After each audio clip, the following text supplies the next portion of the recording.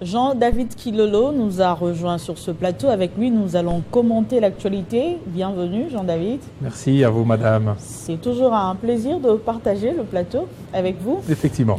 Alors, Jean-David, la fin de la trêve humanitaire intervient dans quelques heures. Vous suivez de près cette affaire. Alors, concrètement, sur terrain, qu'est-ce qui a été fait au moment où nous parlons? Effectivement, madame, au niveau de la trêve humanitaire, la grande partie a été une trêve vraiment violée par les ennemis de la paix, violée par les M23 chaque fois. Lorsqu'ils étaient sur terrain, au lieu de respecter la trêve telle que demandée par les États-Unis d'Amérique. Ils ont quand même respecté pendant une semaine, il faut le savoir. Non, du tout. Du tout, on a relevé plusieurs cas de violation de la trêve humanitaire. Et lorsqu'on a recensé plusieurs cas de la trêve humanitaire, cela a empêché à ce que le gouvernement de la RDC puisse déployer certainement l'aide humanitaire dans différentes zones en proie à l'insécurité. Vous le savez tous très bien, parmi ces zones, il y a Beni, Butembo, Lubero, qui devraient certainement vivre et voir l'aide humanitaire de la part du gouvernement congolais. À Beni, où vous devriez d'ailleurs vous rendre. Et effectivement, on devrait s'y rendre au niveau des Beni, mais puisque le gouvernement de la République démocratique du Congo est vraiment responsable, il a d'abord dépêché une équipe d'avance, l'équipe du VPM de l'intérieur, Jacques Meshabani, qui a été accompagné du ministre de Développement Rural, Mouindo Zangui, et d'autres notables qui sont allés d'abord s'imprégner de la situation. Parce que, madame, 14 jours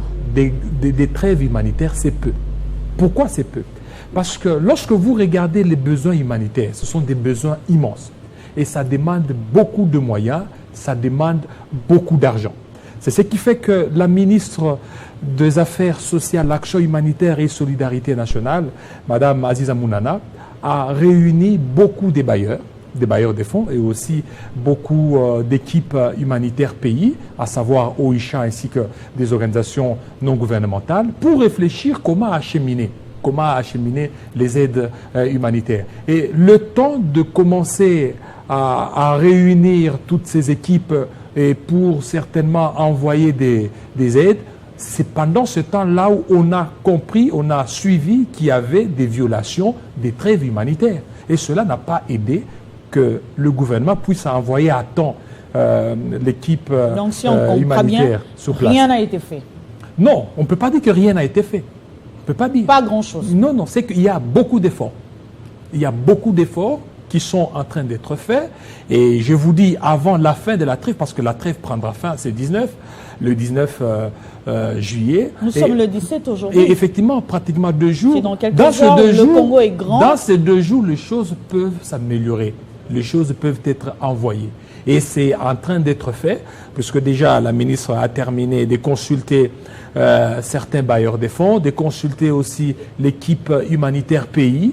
Là, il y a OICHA ainsi que d'autres organisations non gouvernementales qui promettent certainement l'accompagnement du gouvernement pour faire acheminer cette aide-là. Il n'y a pas que l'équipe humanitaire pays, il y a aussi d'autres partenaires notamment privilégiés de la RDC, notamment la Chine aussi, qui promet aussi son accompagnement pour aider la République démocratique du Congo à pouvoir envoyer ou acheminer les aides humanitaires à tous les déplacés.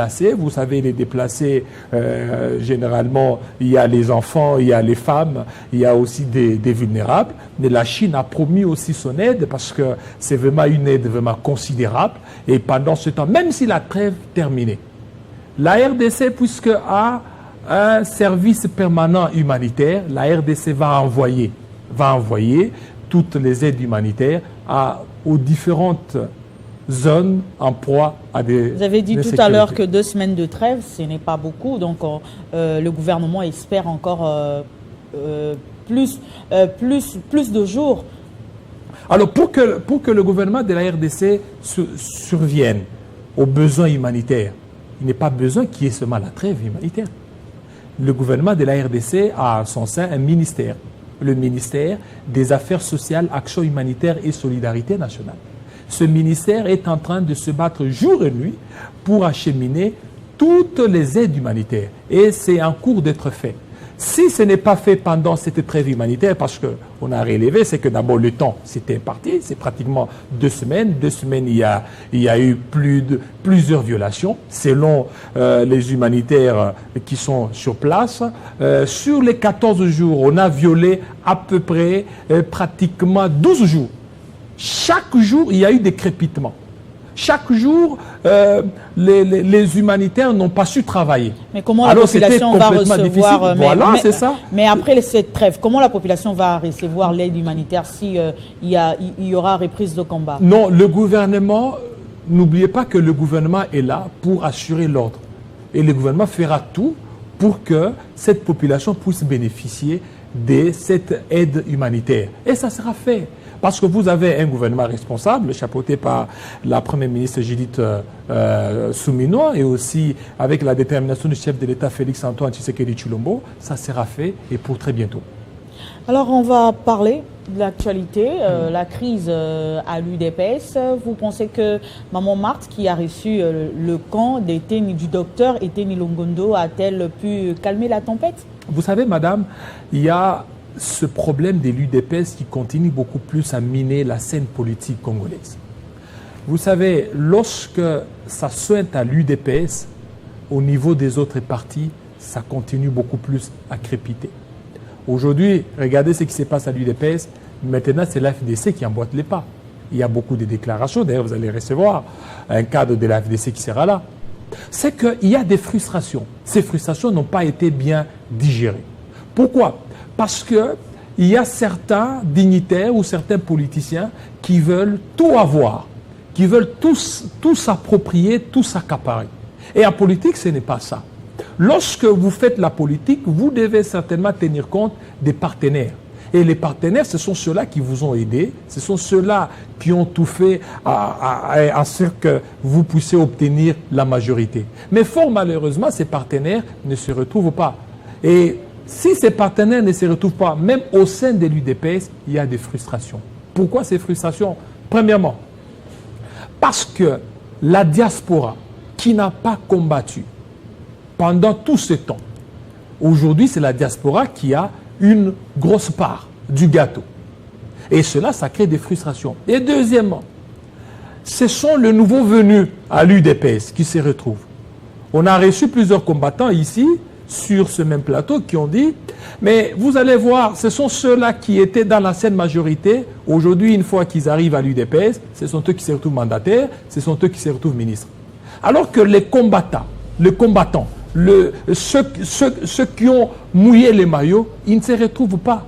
Et là, maintenant, ça crée des frustrations. Aujourd'hui, ils sont en train de demander de première heure ont toujours tendance à vouloir frustrer les nouveaux venus, apparemment, à l'UDPS. Non, ce n'est pas ça, madame. Vous savez, lorsque vous êtes combattant, vous vous êtes donné corps et âme pour le parti. En contrepartie, vous devez certainement avoir quelque chose. Mais vous êtes au deuxième mandat, vous avez combattu pendant 37 ans, vous n'avez absolument rien eu. Et il reste pratiquement 3 ans. Et ces 3 ans, vous n'aurez absolument rien. Et voilà pourquoi il y a cette grogne.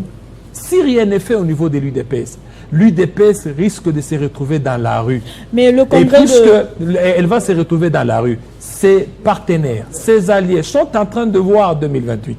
Et lorsqu'ils voient 2028, l'UDPS est en train de voir le partage des postes. Et ce partage des postes, c'est pour combien de temps? 2 ans. Et ça ne sera pas Le congrès de Ngandayal a consacré le plein pouvoir au secrétaire général, Augustin Kabouya, qui, on peut le dire, est intouchable carrément. Au niveau de l'UDPS, c'est la pyramide renversée. Même s'il a plusieurs détracteurs. Effectivement. Au niveau de l'UDPS, c'est la pyramide renversée. Ce n'est pas comme dans d'autres partis. À l'UDPS, c'est la base qui décide.